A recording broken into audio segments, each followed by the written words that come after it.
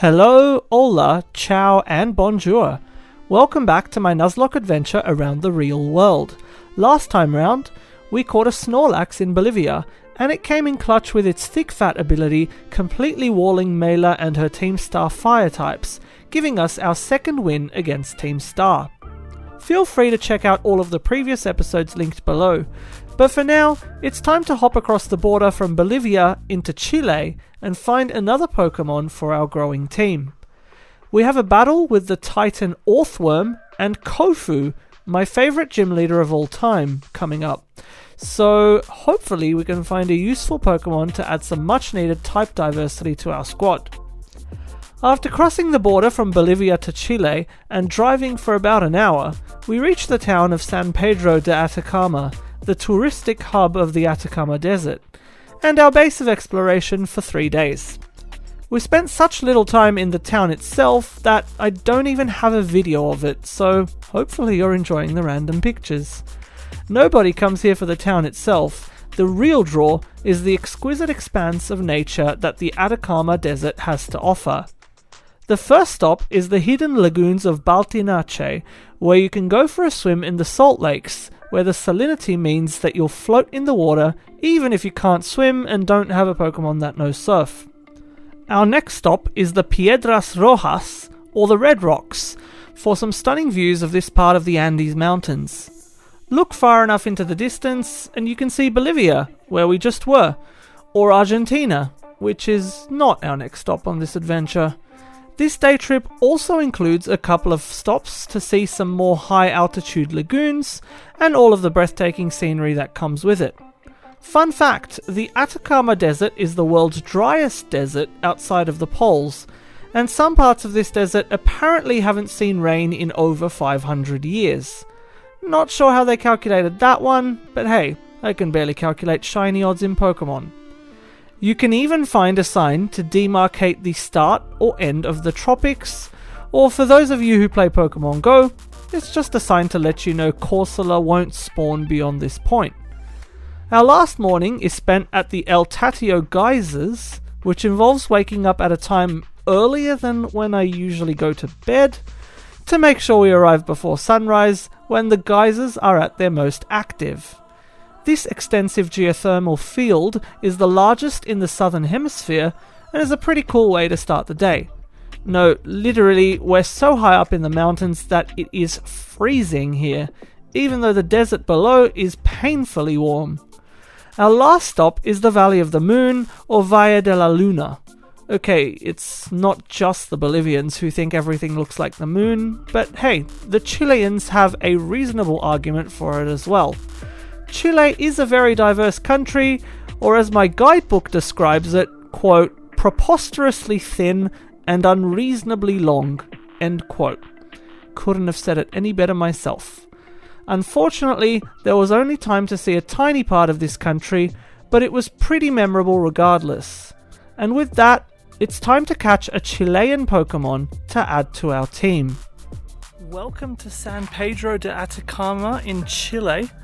I'm standing amongst a sea of cacti. Let's see if we can catch a Cacnea in Pokemon Go.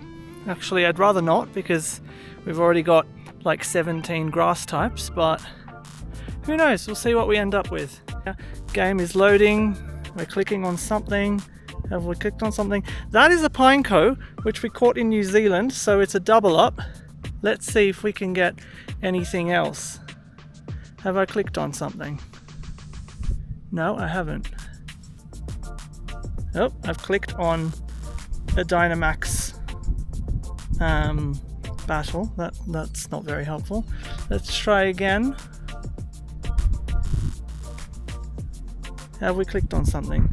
Oh, we have, and it is a fire type, our first fire type. It's a Litten, which will actually give us a fire dark type, which is two types that we don't have. So here's Litten. Let's make sure we catch this guy, because it will be quite valuable on our team, which doesn't have any fire types on it at the moment. There we go, we have caught it. We've got Litten. the fire type starter is our Pokemon from Chile. Definitely no cactus Pokemon, thankfully. I certainly didn't need a Cacnea, and I really didn't need a Maractus. But thankfully we've got Litten. Back to Pokemon Scarlet, where Litten is added to the squad. I'm not a big fan of this Pokemon, to be honest, but it does provide excellent type coverage, and that's something our team desperately needs. Now, what do you nickname a cat from the Atacama Desert? Well, a Katama, of course. Honestly, feel free to smash the thumbs down button for that one. Or feel free to suggest your idea for a nickname in the comments. Y'all are sometimes just as bad as I am, but hey, there's the occasional bit of brilliance in the comments too. Honestly, don't know what's worse, that nickname or the fact that I thought of it before I stopped recording the video catching it in Chile. Now that we've sorted that out, it's time to train Akatama up to catch up with the rest of the team. A fire type can certainly come in handy against the steel type Titan, so we want it in fighting shape for this battle. Our training begins with a battle against a random trainer on the path to Orthworm. This trainer uses a pair of Oinkologne, one of which decides to shoot mud out of its rear end. I don't know what's going on here, but I feel like this game needs an age restriction at this point. Akatama gets to level 27, just a fraction behind the rest of the team, and the level 29 Titan Orthworm, but I decide this is probably sufficient as it's evolved into a Torracat with Fire Fang by this point, and I've got a Stomping Tantrum Snorlax and a couple of Pokemon with fighting type attacks as my backups, so I'm going into this battle rather confident. That confidence is almost immediately shaken as Torracat misses Fire Fang and gets struck by a critical hit headbutt in the first turn. Feeling like I just wasted an hour of my life training this cat for no reason, I swap into our actual starter Pokemon, Vigoroth, who uses Yawn to help us regain our footing in this battle. Vigoroth takes big damage, so I'm forced to switch into Thwackey, who has Low Kick. As Orthworm finally misses and falls asleep, Thwackey sets up a Screech and then obliterates Orthworm in one shot, winning the first half of this battle. After all of those shenanigans, I heal up before chasing the giant metal worm around the mines of Paldea to start the second half of the battle. I considered starting with Thwackey and going for Screech again, since that worked quite well the first time, but I ultimately decided to stick with Torracat, with the logic that I'm not alone in this battle and might not even get targeted. Okay, well, really the logic was that I didn't want the last hour of training this fire cat to be pointless, and I can be as obstinate as an obstagoon. This time, Fire Fang doesn't miss, and it cuts off around a sixth of Orthworm's health. Orthworm goes for Sandstorm, which will only hurt my Torracat, since Arven's Toedscool is a ground type. Arven also does decent damage with Grass Knot, before Torracat lands a second Fire Fang, and crucially burns the Orthworm. Orthworm goes for Wrap, then Toedscool takes a page out of Thwackey's playbook and uses Screech, which effectively seals Orthworm's fate. The third Fire Fang almost takes out the Orthworm, and after I take a headbutt, Toedscool hexes Orthworm to death, and the battle is won. Next, the usual scene of Arven making a sandwich follows, and I can't lie, it's still kinda emotional seeing his Pokemon slowly getting better, even though this is like my 5th playthrough of this game. If you made it this far into the video, leave a sandwich emoji in the comments. The professor calls me exactly as I leave the cave, as she seems to do every time, as though she's an AI or something, and informs me that my Koraidon can now jump higher than before. Maybe I'll go retrace my steps and access all those items and TMs I couldn't reach earlier. Or maybe I'll be lazy and not do that. Who knows, time will tell. Let's quickly check in with our Dragonite, who has been hanging out on the remote island of Tanna in Vanuatu since before I posted the first video on this channel. Dragonite has now been sitting there for 239 days at the time of recording.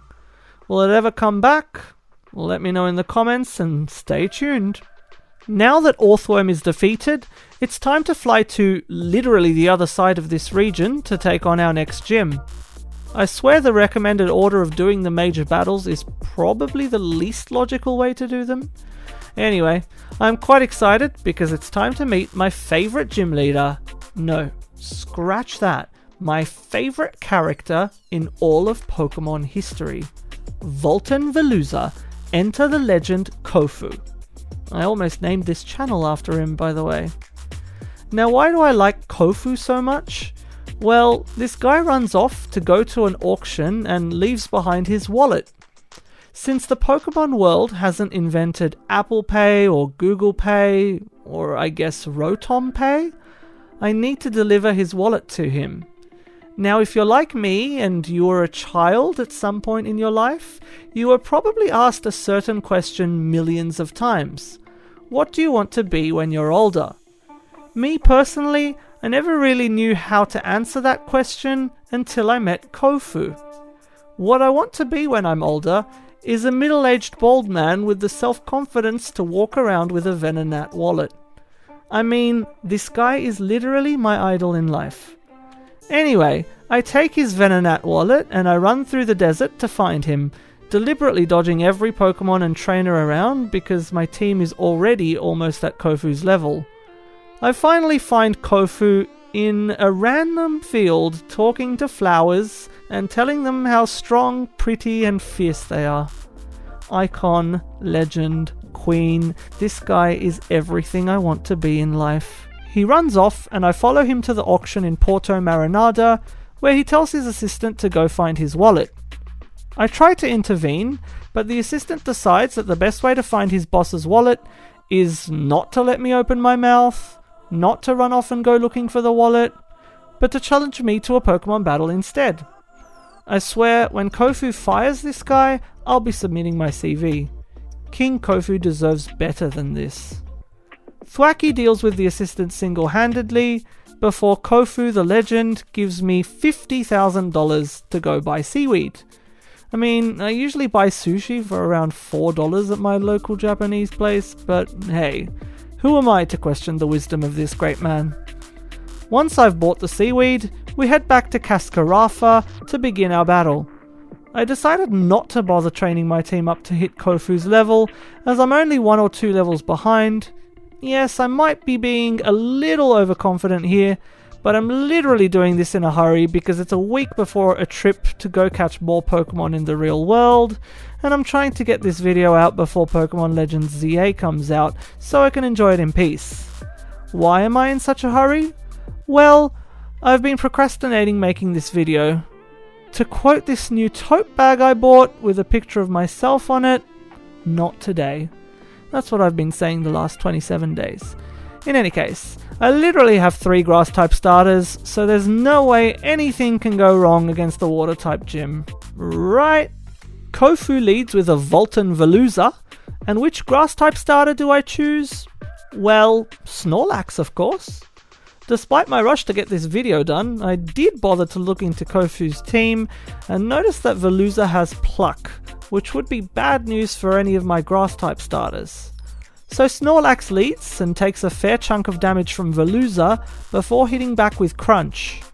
2 crunches is enough to deal with Kofu's Swordfish, and you can consider that Veluza properly vaulted. Next comes Wugtrio, which might genuinely be my favourite Pokemon of all time. The first time I played this game, I used a Wiglet on my team, also one of my favourite Pokemon, and I spent the whole time waiting for it to evolve, praying that it would have 3 heads just like Dugtrio. And would you believe the game crashed in the middle of the evolution animation, and I lost about an hour and a half of gameplay? Well, of course you believe it, it's Pokemon Scarlet after all. Interestingly, there was a sandstorm in Cascarrafa when I entered the gym, but when the battle started, there was no sandstorm. Then, midway through the battle, a sandstorm started back up, but it wasn't doing any damage to any of our Pokemon. Honestly, between this and the rain in the Mela battle, I have no idea what's going on with the weather in this game. Thankfully, Snorlax whittles Wugtrio down to red health before I'm forced to swap it out. I have an army of grass-type starters, but I specifically choose to bring in Dartrix in order to use Shadow Sneak and guarantee a KO without taking any additional damage. Kofu's final Pokemon is Crabominable, which he will terrestrialize into the water type.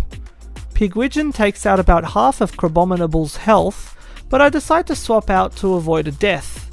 Ivysaur comes in and unfortunately takes massive damage from Slam, putting me in a precarious position. I need to outspeed it to win without a death, or hope for a Slam to miss. Thankfully, we do outspeed it, and the battle is over. Kofu gives me his gym badge, and even pauses to take some perspective photos together. I did the same thing in the salt flats of Bolivia, so I respect it. Before I can leave, our rival Xi Jinping shows up and says that she would love to battle us, but has assembled a team specifically to take on the gym leader, so she can't battle me now. I guess I'm not the only one catching literal squadrons of grass-type Pokemon then. That's about it for this episode. If you made it this far, let me know what starter Pokemon you're planning to choose in Pokemon Legends ZA. Believe it or not, I have gravitated towards the grass-type starter more often than not throughout the years, and I'm definitely Team Chikorita on Legends ZA. Be sure to hit that subscribe button, hit the notification bell, and like the video. It really helps the channel and makes sure you get a useful notification when the next video is out. And I will see you next time, far, far away from the long coastline of Chile, in the beautiful island nation of Tonga. See you there.